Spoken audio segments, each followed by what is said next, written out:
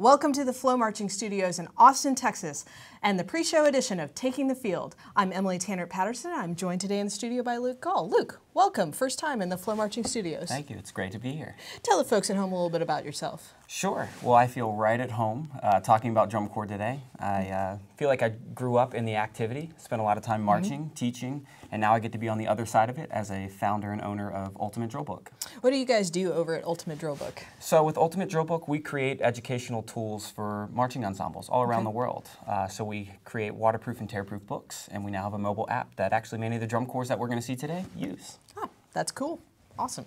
And I'm a percussion educator and arranger here in the Central Texas area, so maybe not quite as cool. No, it's just as cool. Aw, thanks, Luke.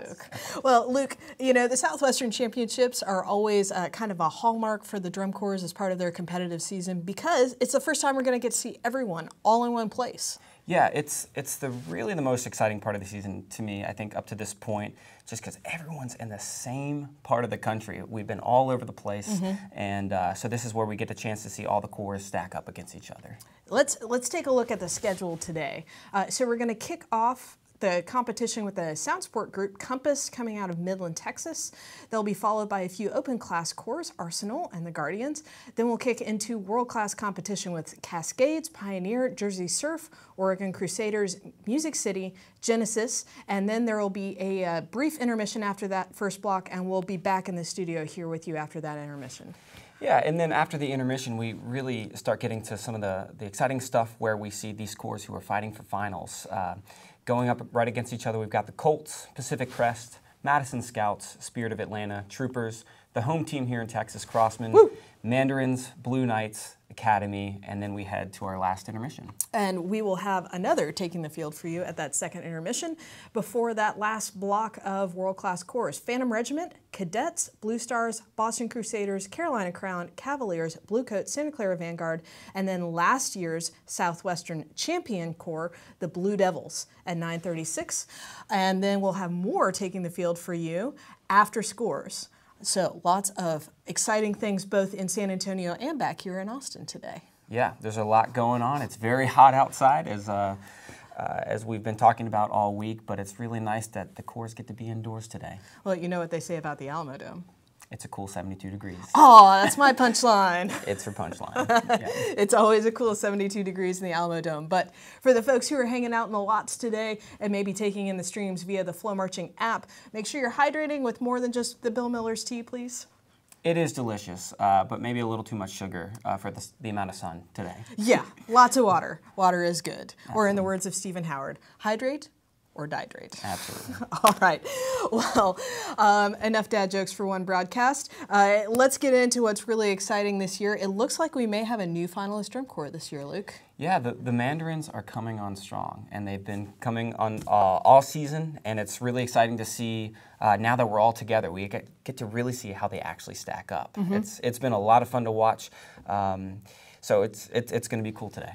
Well, let's talk a little bit about the Mandarins and what has allowed them to be so successful. Historically, they've only been below the top 12. They've never had a finalist performance as an organization. This year, life right after, they've really had great success with this program.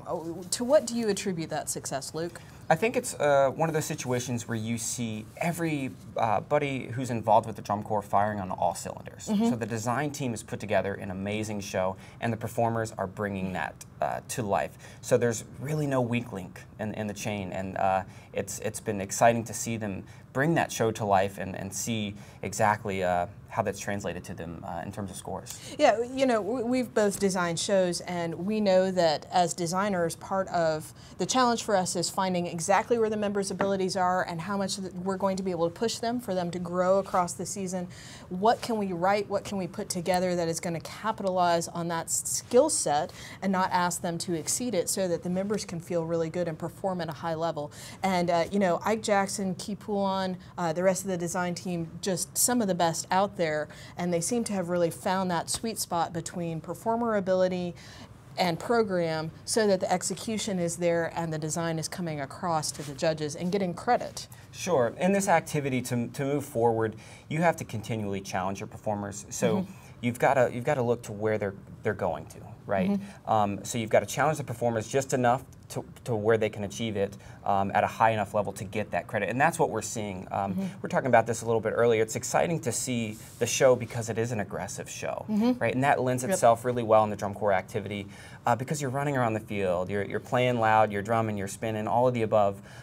So when the performer really gets to be aggressive, it helps bring energy into what they're doing. And it's natural energy, so it's not forced in any way. They can just kind of be their natural selves, and it really comes through in the show. Absolutely. Well, let's take a look at where they've been finishing the last couple of years. So the gray is the San Antonio scores. Obviously, we don't know 2018.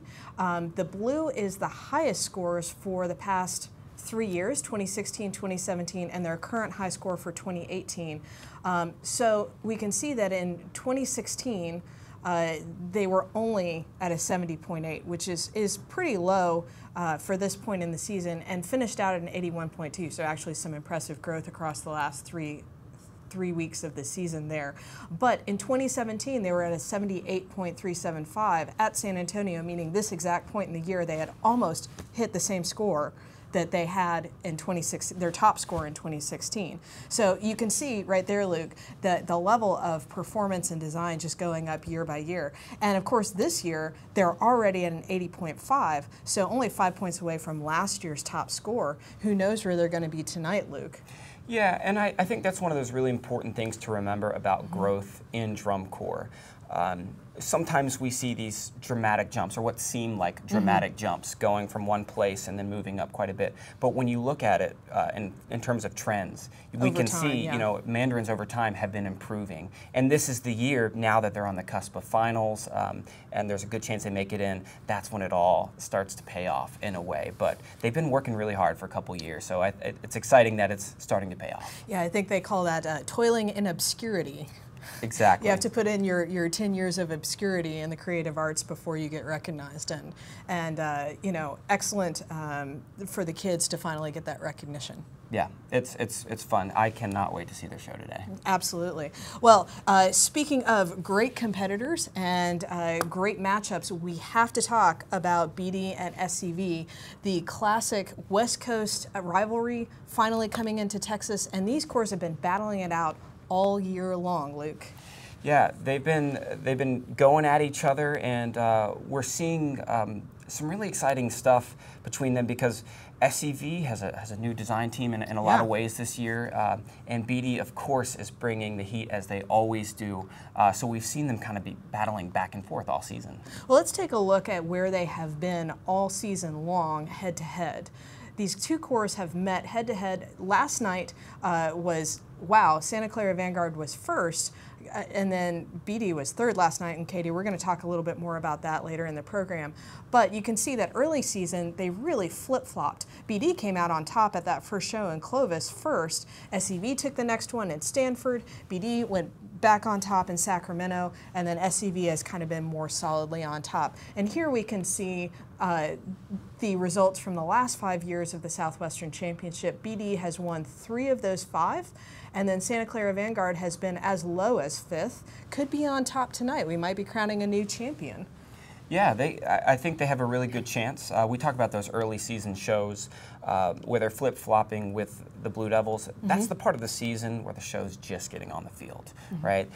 You're just starting to understand as a designer, okay, this is what we've created, okay? And then so you start to understand the tweaks and the changes that you need to make. So we see that flip-flop back and forth, but now there's a little bit more stability. Of course, I think it's really anyone's game tonight in terms of who could take home that first slot. Because of last night, it was so close. Everyone was about within a point and a half of each other. So everyone's going to have to bring their A game tonight. And as we look forward for the rest of the season, and we talk about these two corps classically, you know, while SCV has been scoring high, they have a compelling program. BD, you can never count that corps out. You just can't. They have such a great design team, right? And they are pros at making those final adjustments that you need for the end of the season. And their membership, they're so mature.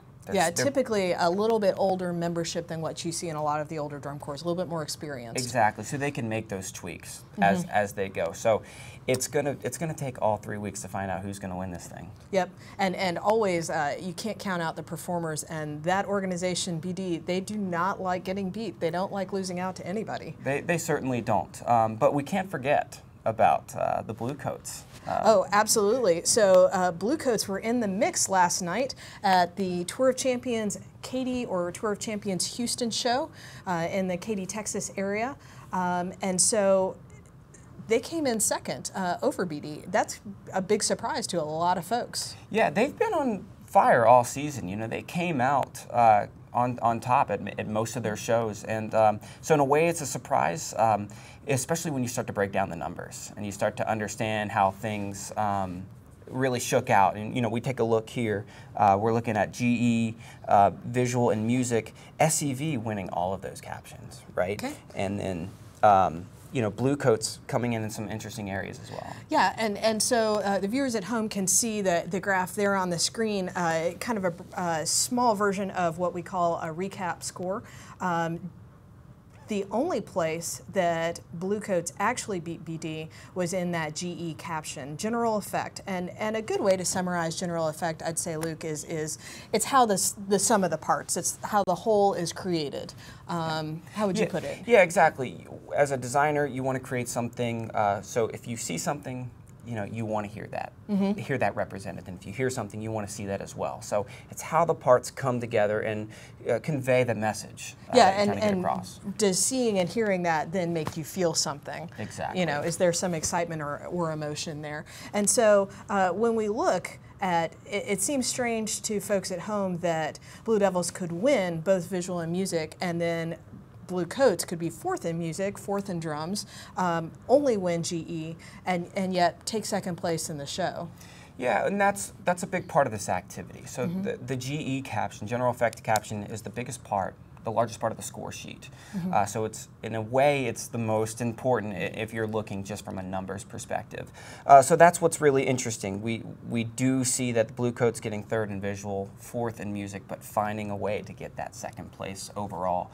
But I think in a way that's also can be comforting for the Blue Coats because they have a couple weeks to clean up that music. Yeah, and absolutely. Things like that. They can get cleaner, and then that also kind of goes to show that when the margin between second and third, silver and bronze, is, you know, a tenth and a bit, that kids, it really does matter when your band director tells you that you have to attack together and sustain the note and get your left hand in time and get that flag all the way around. Yep, every tenth counts. Every tenth counts, especially here as we push to the end of the season. So let's talk a little bit more in depth about SCV. You know, we've talked about how they're on top, and yesterday they were a point ahead, so really just kind of on an island by themselves. You know, first was here, second and third were below that, then we've got the rest of the pack. Why has SCV been so successful this year? What's new? Well, I think it's a similar case to the Mandarins. Okay, so you've got the entire corps firing on all cylinders. Of course, with the addition of Mike Gaines, and who knows a thing or two about successful drum corps programming? He certainly does, and he's brought another element to that drum corps. And I think what's really interesting about their show this year is how they actually came about designing it. So the props are such an integral part of the show. And to me, not a visual expert, the way they're manipulating the props, the staging, the way they're able to open the space and close the space, have the performers interact with those props. I don't recall seeing anything quite like that in the past. Yeah, and if you listen to the designers talk about how they end up coming up with the idea for the show, they actually started with the props. So they said, we want to do something like this. We want these props to kind of be inside of each other and be able to expand. And from that, they came up with the idea of Babylon. So what you see on the field for SCV is a really organically designed show. Something that doesn't seem forced. It doesn't seem fake or in any way. It just seems very raw and organic, and you know, they're being rewarded because of it. Yeah, it's I really enjoy watching it, and obviously the kids are playing, marching, and spinning at the highest levels, so you're always going to get rewarded for performance, right? Yeah, absolutely. At the end of the day, we love this activity because we get to watch the marchers perform. We get to see these amazing performances all the time. So it's really about the performers. It's a lot harder than what I did back in my day. Yeah, me too. Well, since we're talking about rankings, let's see the top 15 current DCI rankings. So remember, DCI establishes these rankings by averaging the last 3 scores. So you see that on one column, and then on the far right, the most recent score for each of those drum corps. We're going to get a whole new world tonight, Luke, as we see all of these drum corps in one place. Right now, Santa Clara on top. BD is still on second. When we average out all those scores, Blue Coats in third. And then we've still got a couple corps that are making big, strong pushes. You can never count out Crown, Cavies, and the Crusaders. Yeah, it's really interesting. I love looking at these rankings because you get the average. You know, I think that's a really important thing. But the exciting thing about today is that we're all at the same show, so we actually get that first real read. And I think one of those corps to watch out for, we got to look at the Blue Knights. Last night they were closer than they've ever been to the Cadets, and so it could be really interesting to see how things shake out with the battle between a couple of those corps in that area. Absolutely, and then we've been talking all season about Blue Stars creeping up on Phantom, and then we're always discussing the race into finals. 5 corps down there at the bottom who are all perhaps in that toss-up: Scouts, Spirit, Academy, Mandarins, and Crossmen. Crossmen, their home team for today, and traditionally they pop a little bit of a higher score at San Antonio because they have so many family and friends in the crowd. Yeah, of course, and they're all drinking that Bill Miller Texas tea, so they're getting excited. Absolutely. Well, it's a lot of exciting drum corps today. We want to remind folks that you can stream. It's a long show, so if you're out and about, you can stream the show from the FloMarching app, watch on any device, anywhere. We also want to remind you that we'll have more Taking the Field at both intermissions as well as after the show, and we have another special effort for you today. Navigate over to FloMarching.com. We are going to ask you for your fan favorites, fill out the survey, and we'll be able to report the results to you in the post-show edition of Taking the Field. Luke, I'm really excited for today. I am too. It's a full day of drum corps. What could be better? Absolutely nothing. All right. Well, thank you for joining us today on Taking the Field, and enjoy the show.